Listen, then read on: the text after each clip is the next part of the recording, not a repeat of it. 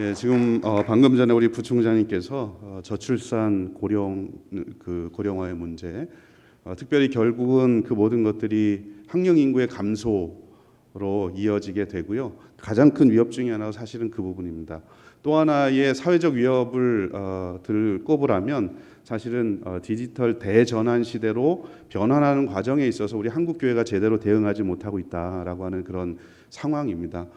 어찌 보면 코로나19가 이 디지털로의 전환을 굉장히 가속화시킨 면이 있는데, 사실상 우리 교회학교 교육은 여전히 어떤 마음이 있냐면 엔데믹 시대가 됐지만 여전히 옛날에 코로나가 오기 전으로 돌아가면 된다라고 하는 그런 생각이 훨씬 강한 것 같습니다. 근데 코로나19로 인해서 훨씬 더 디지털 대전환이 촉진이 됐고, 이제는 그런 사회적 변화에 맞춰서 우리 교회학교도 어떻게 면대면이 기반이지만 면대면을 기반으로 해서 비대면 교육을 어떻게 할 것인가, 특별히 주일과 주중이 분리되고 아는 것과 사는 것이 분리되고 교회와 가정이 분리되고 온라인과 오프라인이 분리된 이런 현실 속에서 이 분리의 문제를 해결할 수 있는 가장 좋은 방법 중에 하나가 사실은 디지털 활용입니다. 그래서 이 두 가지를 가지고 제가 두 가지 꼭지를 다루다 보니까 핵심 과제가 세부 추진 과제가 조금 많아졌습니다. 그래서 9개 핵심 과제, 그리고 각각마다 2개씩 해서 18개의 세부 추진 과제를 정했습니다.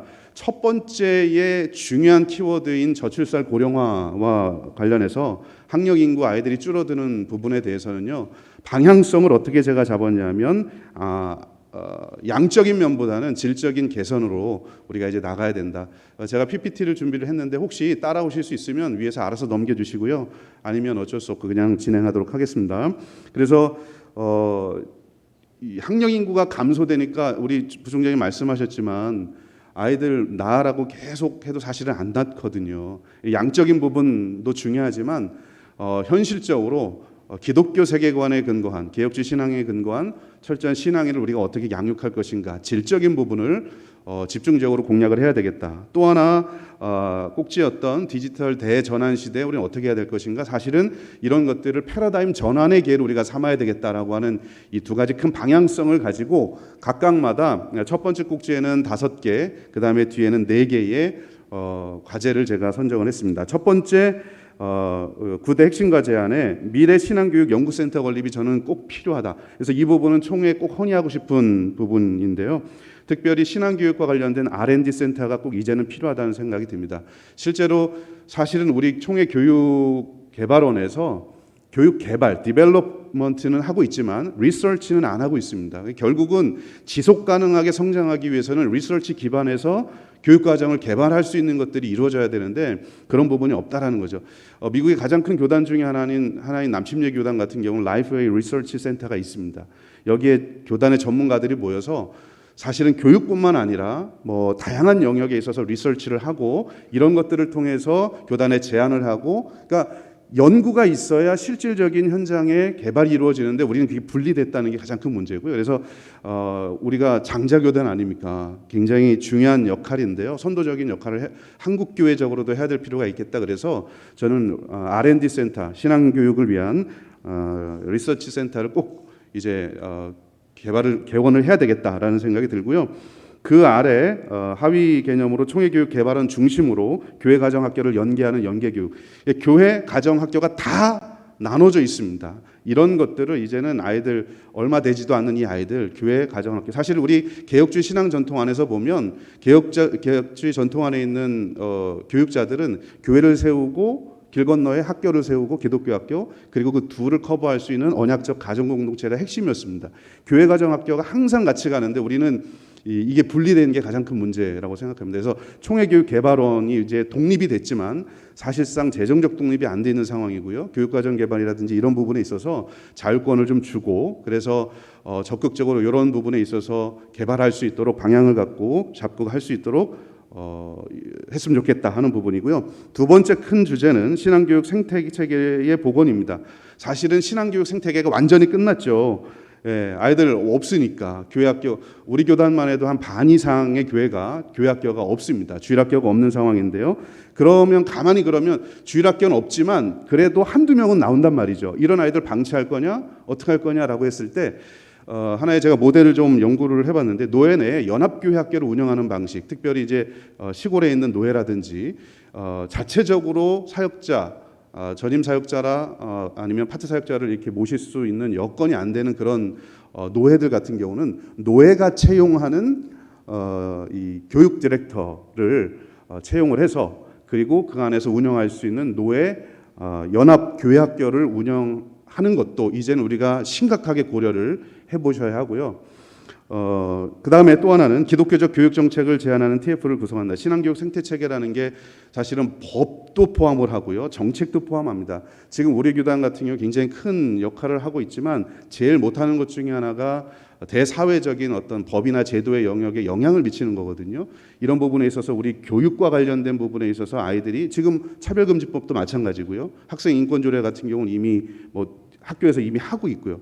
이런 부분에 있어서 독서 조항들을 우리가 정책적인 차원에서 아이들의 신앙 생태계를 건강하게 만드는 차원에서 회복해야 되겠다라고 하는, 그래서 TF팀을 구성하는 활동을 해야 된다라는 생각이 들고요. 세 번째는 학습자 맞춤형 교육과정 개발이 꼭 필요합니다. 이 저출산 고령화라고 했을 때 우리가 다음 세대라고 했을 때 주로 이제 고등학교까지만 이해를 하는데 사실은 그건 아니거든요. 목회하는 현장에 계신 목사님들은 청년부의 아이들, 그 다음에 장년부, 노년부에 이르기까지 이 노인 인구가 늘어나면 늘어갈수록 노인 교육 과정에 대한 부분도 반드시 필요한데 다음 세대 이야기하면서 항상 우리는 고등학교까지만 이야기하거든요. 근데 이 아이들 지나고 나서 청년부 교육 과정 총에서 만든 거 별로 없죠. 장년부 교육과 별로 없죠. 구역 예배만 있죠. 노년부 노령화되고 있는데 거의 없죠. 이런 부분에 있어서 이제는 평생 교육 과정 개발이 정말 필요하다. 이 부분도 저는 우리 이번에 총회 헌의했으면 좋겠다 하는 말이고요.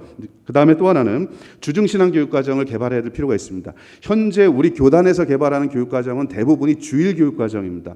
주일 학교가 있으면 주중 학교도 있어야 되고 주말 학교도 있어야 됩니다. 그러나 우리는 그게 없잖아요. 그러니까 주일 학교 중심으로만 돼 있기 때문에 주일 교육 과정만 개발되고, 그 말은 아는 거 사는 거, 그다음에 주일과 주중이 분리될 수밖에 없는 교육 구조를 그대로 반영한다는 거죠. 그래서 주중에도 활용할 수 있는, 총회사 하나 교회들이 활용할 수 있는 교육 과정들, 맞춤형 교육 과정을 개발할 필요가 있겠다라고 하는 걸 제안드리고요. 그다음에 이제 세대 통합 프로젝트, 아이들이 점점 줄어들다 보니까 어쩔 수 없이 온세대 예배를 드리는데, 이 온세대 예배와 관련된 일종의 우리 교단적 차원에서 특별히 예전적 차원이 굉장히 중요한 부분인데, 이런 부분이 들어간 매뉴얼이 없습니다. 그냥 교회별로 알아서 하는 형국이죠. 그러다 보니까 예배의 본질이나 이런 부분이 훼손되는 경우도 있고, 그래서 저는 세대통합 예배 표준 예식서 발간이 꼭 필요한 부분이라고 생각하고, 그렇게 예배를 드리고 난 이후에 해야 될 게 이제 이 소그룹과 관련된 이런 부분이거든요. 근데 이제 예배와 관련된 부분에 있어서 일단 제대로 된 표준 예식서가 없어서 이제는 그런 것도 시대에 맞춰서 우리가 필요하겠다. 그 다음에 이제 기독교 교육 전문가 양성인데요. 교육 디렉터 양성 과정이 반드시 필요하다고 보고요. 이게 아까 말씀드렸던 이렇게 교육 디렉터를 양성을 하게 되면 노회가 채용을 하는 교육 디렉터, 미국 같은 경우는 DC, 그래서 이제 교육 디렉터 제도가 있고 또 교육사 제도들이 있습니다. 그래서 신대원을 나오는 사람, 혹은 신대원을 안 나와도 가령 뭐 총신대학교의 기독교 교육에 관련된 교육대학원이라든지 이런 데서 일정한 퀄리피케이션을 갖추게 되면 교육 디렉터로서 활동할 수 있도록, 그러면 이런 분들이 시골 노예 같은데 노예의 교육 디렉터로 채용이 돼서 전체 노예의 교육을 주관하고 관장할 수 있는 아주 좋은 저는 기회라고 생각을 하고요. 또 하나는 강도사 교육 시스템을 좀 개편했으면 좋겠다 하는 겁니다. 이 부분은 사실 우리가 신대원 다 나왔지만 신대원 교육 과정에 100학점을 듣는데 그중에 개인적으로 제가 기독교 교육이니까 기독교 교육 딱 2학점짜리 한 과목밖에 없습니다. 그리고 현장에서 하는 모든 것들은 교육적 행위인데 교육 밖에서 이 신대원 교육 과정에서는 거의 못 배우거든요. 어쩔 수 없습니다. 이론을 배워야 되기 때문에. 그렇다면 저는 강도사 교육과정, 강도사 1년 동안의 노회가 주관하는 기간인데 사실상 노회가 아무것도 안 하고 있거든요. 이 기간을 좀 활용을 해서 강도사 집체교육이라든지 이런 부분들을 좀 활용을 해서 특별히 실천신학과 관련된, 예를 들면 장례 예배를 어떻게 인도해야 될 것인가, 세례는 어떻게 집례해야 될, 이거 안 배우거든요. 신대원에서. 유치부 교육과정은 어떻게 설계하고 설교는 어떻게 할 것인가, 노인들 어떻게 케어할 것인가, 이런 조금 더 실천적인 부분, 교육적인 부분에 있어서 강도사 교육을 실질적으로 좀 개편했으면 좋겠다 하는 부분 제안드리고 싶고요. 뒷부분은 이제 디지털과 관련된 부분인데 1분밖에 안 남았습니다. 메타버스 활용 전자교육 과정, 사실은 메타버스의 5가지 중요한 키워드 중에 기존의 3개는 기존의 온라인하고 똑같은데 2개가 특별한 게 뭐냐면 메타버스는 세계관과 개발자입니다. 그러니까 기존에 우리가 네이버라든지 이런 데서 만들어 놓은 메타버스를 우리가 이용을 하게 되면 문제가 뭐냐면 이미 그렇게 만들 때에 만든 사람의 세계관과 가치관이 들어가 있어서 아무리 기독교적으로 바꾼다고 해도 쉽지 않습니다. 그래서 우리가 이제 총회적 차원에서 예산을 좀 투입을 해서 총회가 주관하는 어떤 그 메타버스 플랫폼을 만들고 그렇게 되면 거기에 전자교육 과정을 탑재할 수 있습니다. 아마 10년이 지나지 않아서 공교육이나 이런 필드에서는 거의 다 이제 종이 교과서가 전자교육 교과서로 대체될 겁니다. 그럼 교회는 여전히 아이들을 종이로 하잖아요. 그게 아니고 이제는 교회도 그런 플랫폼에 따라서 맞는 전자교육 과정을 개발해야 될 것이고요. 또 개혁주의 신앙교육과 관련된 데이터댐을 이제 구축해야 되겠다 하는 부분입니다. 그래서 이제 신앙교육 영역별로 아카이브들을 우리가 이제 잘 데이터 정리를 하고 가능하다면 인공지능 기반의 기독교 검색 엔진까지 개발을 해서 지금 애들 뭐 검색해 보면 신천지 자료들이 엄청 뜹니다. 이런 부분들을 우리가 안전하게 아이들을 가이드할 수 있는 그런 역할을 해야 될 것 같고요. 원스톱 통합 교육 플랫폼, 특별히 저는 교사 교육과 부모 교육 과정 안 돼 있습니다. 앞으로 코로나 이후에 모든 교회들이 강조한 것이 뭐냐면 부모가 중요하다 이야기하는데 부모 교육을 하는 교회는 거의 없을 겁니다.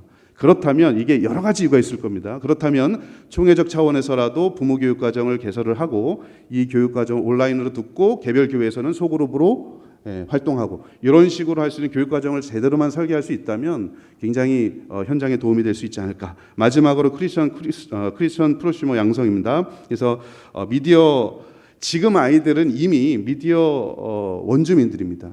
아니 한 단계 더 나아가서 인공지능 원주민들이라고 이야기합니다.